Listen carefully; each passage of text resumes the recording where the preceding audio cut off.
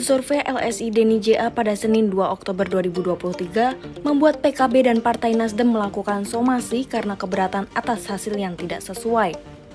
Diduga lingkaran survei Indonesia Deni JA melakukan pelanggaran terkait mekanisme survei.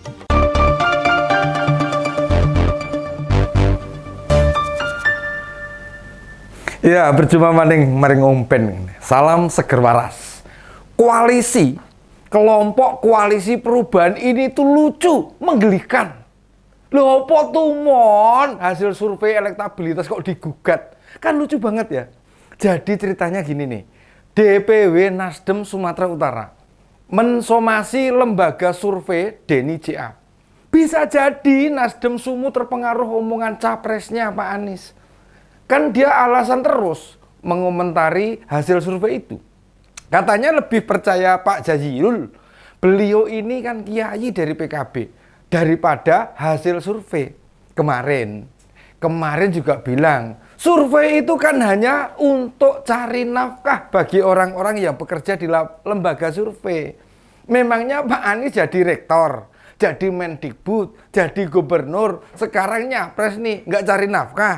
Nyari apa coba? Surveyor lapangan yuk cari nafkah, tapi yang membuat desain survei menerapkan metode merumuskan hasil itu supaya publik melihat siapa yang bakal dikenal atau kemungkinan terpilihnya itu tinggi. Nah, LSI Deni JA, sebuah institusi survei memaparkan hasil kalau elektabilitas Pak Anies di wilayah Sumut hanya 5% saja. Jomplang banget ini dengan hasil Pak Ganjar yang sampai 65%. Kemudian Pak Prabowo mendapatkan berapa? 30%. Kan setidaknya menggambarkan bagaimana masyarakat menilai, memikirkan, nih, lalu condong ke siapa? Lah kok dadak digugat yo ngopo lho, kok kurang gawean lho. Justru survei itu loh jadi pelecut, penyemangat, kerjanya bagi kader parpol pendukung harus lebih berat, harus lebih keras. Gini, mestinya kan yang berterima kasih tanpa perlu memetakan sendiri. Ada pihak lain memberi gambaran kerja partai pendukung koalisi perubahan berarti kurang keras, kurang maksimal. Atau setidaknya nih butuh ditingkatkan lagi. Bila merasa 5% itu cilik banget ya, tidak sesuai dengan yang diharapkan atau yang diupayakan oleh mereka, ya mundur pilihannya. Kayak lagu tuh, aku mundur alon-alon, nah gitu loh ya. Kita jadi tahu nih, kerja itu berharap hasilnya baik. Nek kerja hasilnya buruk, buat apa dipertahankan? Ya toh? Nah, misalnya kita buka warung makan, modalnya 1 juta. Pemasukannya hanya 300 sampai 400 ribu. Ya buat apa dipertahankan? Mau sampai kapan? Kerugian terus-menerus. Mosok kita yang nanggung terus gitu kan? Nah, Ketua DPW Nasdem Sumut, Pak Iskandar, langsung mensomasi LSI atas hasil surveinya itu. Jika tidak ada jawaban, bakal mengambil langkah hukum. Kabar ini idealnya bisa sampai ke capres mereka, supaya tahu pasukan di bawah itu ikut apa respon yang dilontarkan para pimpinannya. Ya, semoga ini bukan karena perintah Pak Anies. Soalnya sebagai mantan akademisi, yang namanya survei itu ada konsep dan rambu-rambunya. Survei itu bukan mengarang bebas, apalagi hasilnya dikarang-karang sendiri. Mengapa Nasdem Sumut buru-buru mengambil tindakan itu? Mereka pasti punya jaringan akademisi juga. Undang teman-teman kampus, ajak membedah hasil survei itu. Bila perlu, lakukan survei yang sama, lalu lihat hasilnya. Soalnya respon yang terburu-buru, dampaknya bisa negatif malahan. Masyarakat Sumut bisa melihat pendukung capres koalisi perubahan ternyata tidak percaya dengan hal-hal ilmiah yang akademik, yang mendasarkan pada ilmu pengetahuan.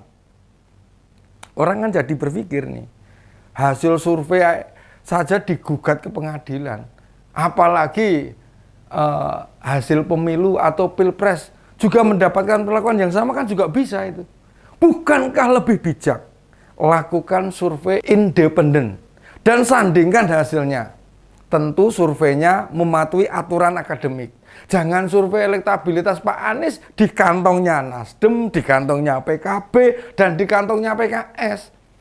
Itu hasilnya ya pasti suara Pak Anies tinggi, gitu kan? Atau bila pengen dilihat elegan, undang secara internal pihak LSI, Pak Denny JA itu, ajak berdiskusi, membedah metode survei bagaimana. Bila perlu tanya, lokasi survei ada di beberapa kabupaten, berapa kecamatan dan desa. Justru itu loh malah langkah yang bagus. Pihak Nasdem malah tahu ternyata loh masih banyak kantong suara yang belum terjangkau. Kan bisa jadi bahan evaluasi ke DPD Nasdem kabupaten kota.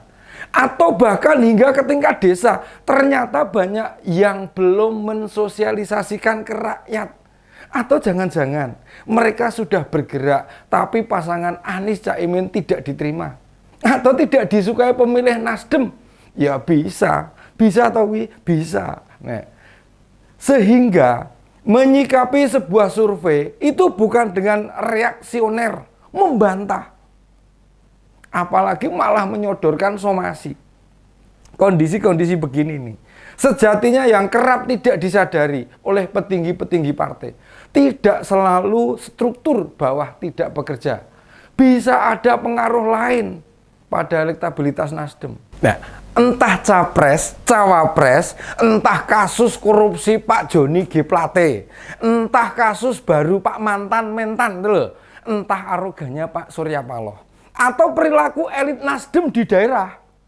Kalau dalihnya Pak Iskandar, pada Mei 2023, elektabilitas Pak Anies di Sumut masih 32,6%. Hanya 4 bulan. 4 bulan saja nih, tersisa 5%. Pak Iskandar ini politisi apa tukang ramal? Maaf loh, ini saya nanya loh, bukan nuduh loh. Lah Bapak lupa gonjang-ganjing di koalisi perubahan. Dulu masih setinggi itu loh, kemungkinan pasangan masih sama Mas AHY. Kan sekarang sudah berubah pasangannya Caimin. Pasangannya kan sama Caimin sekarang nih.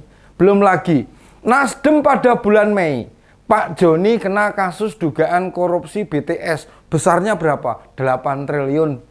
8 triliun loh Pak. Bisa jadi kekuatan Demokrat di Sumut memang besar. Berpengaruh secara signifikan pada elektabilitas. Ini loh mestinya yang patut diperhitungkan. Bukan pokoknya survei keliru, makanya harus digugat. Lah Pak Iskandar juga berani bilang gini loh. Berani prediksi. Pak Iskandar berani prediksi, Pak Anies akan menang mutlak di 20 kabupaten kota. Itu kan baru prediksi, kira-kira. Yang malah tidak didukung data sama sekali. Nah, kita tahu, kadang politisi itu sukanya gras-grasan, menang gertak, meski tanpa data. Ada perumpamaan, kalau peneliti boleh salah, tapi tidak boleh bohong. Sementara politisi boleh bohong, tapi tidak boleh salah. Nah, bisa jadi itu perumpamaan pas buat Nasdem Sumatera Utara. Malah mereka kemudian minta dibuka sumber dana segala macam dari mana ini. Sumber dananya dari mana? Kok malah takon kayak ngono to yo. Pak Iskandar, sampai bawa-bawa bahaya bagi demokrasi. Membentur-benturkan anak bangsa. Menimbulkan perpecahan, mencederai keadilan masyarakat Sumut. Khususnya pendukung Anies nih. Kok jadi kemana-mana ya tudingannya ya. Hati-hati loh Pak. Tudingan Pak Iskandar menyebut tidak berharap lembaga survei jadi sumber kejahatan demokrasi. Itu jadi tudingan serius. Nek saya kok dikembalikan saja ya pada diri sendiri ya. Intinya gini, intinya siap tanding enggak pendukung Pak Anies di Sumut ini. Kalau tidak siap ya sudahlah, letakkan jabatan saja. Tidak perlu menyalah-nyalahkan pihak lain. Lembaga survei enggak ikut pemilu, lembaga survei enggak ikut pilpres, tidak usah senewan dengan mereka. Demikian opini Uben kali ini. Salam Seger Waras.